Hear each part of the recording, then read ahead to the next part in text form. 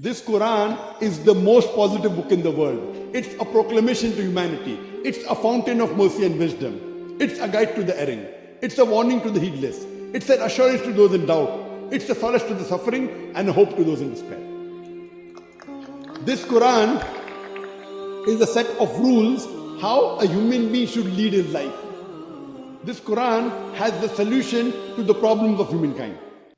S.a.w. alaikum and good evening, sir. It's an honor to have you here today. That's a pleasure. My name is Romika Chandra, and I am a researcher for environmental biology at Naik University. It's not really a question today. I would just like to know your opinion based on a particular subject, because currently I would say I am an amateur at reading the Quran, which is a translated version in English. And it's not as easy as it looks. I could just read through it and not understand a single thing that it says. So I'm taking my time, and the reason why I'm doing this is because I have a lot of questions.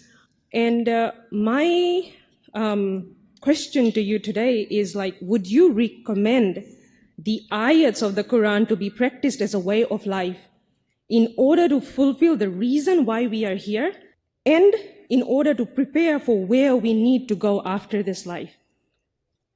The sister said that she's in the Quran and she finds it difficult. And of course, to understand everything is difficult. So she asked the question that do we have to follow everything of the ayahs in the Quran that we are here? And is it compulsory that if we follow, then we will go in the next life in the paradise? That's what you meant? Yes. Yes, sister. This Quran is the last and final revelation of Almighty God, Allah subhanahu wa ta'ala, to the last and final prophet, Prophet Muhammad, peace be upon him. This Quran is the most positive book in the world. It's a proclamation to humanity. It's a fountain of mercy and wisdom. It's a guide to the erring. It's a warning to the heedless. It's an assurance to those in doubt. It's a solace to the suffering and a hope to those in despair.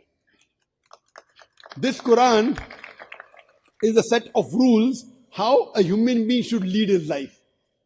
This Quran has the solution to the problems of humankind. So this Quran basically says in Surah Mulk, chapter number 67, verse number 2, Alladhi khalaqal mauta wal hayata. It is Allah who has created death and life to test which of you is good in deeds. So this life, sister, we are undergoing as a test. If we follow the rules and regulations given in the Quran, then we will pass the test. If we don't follow, we'll fail the test. And the reason we have been created, Allah says in Surah Zariyat, chapter number 51, verse 56, وَمَا خَلَقْتُ الْجِنَّ وَالْإِنسَ إِلَّا لِيَعْبُدُونَ. That I've created the jinn and the men not but to worship me. The reason we have been created here is to worship and follow the commandments of Almighty God. So as you read, there are some portions which will be difficult, some will be easy, some will have a plain meaning, some will have many multiple meanings. Yes. So the Quran says in Surah Nahl, chapter 16, verse 43, and Surah Anbiya, chapter 21, verse number 7, فَاسْأَلُوا أَهْلِ الذِّكْرِ إِن كُنْتُمْ لَا تَعْلَمُونَ. If you don't know, ask the person who's an expert. For example, if Quran says something which you can't understand, then you ask a person who's expert in that subject. If the Quran says about science, then you ask a scientist. If the Quran speaks about mathematics, then you ask a mathematician.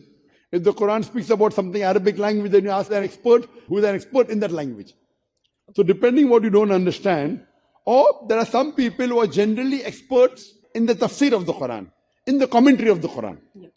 So what you don't understand, sister, you should ask so that you understand better. And we as human beings, this is the word of Almighty God, our Creator.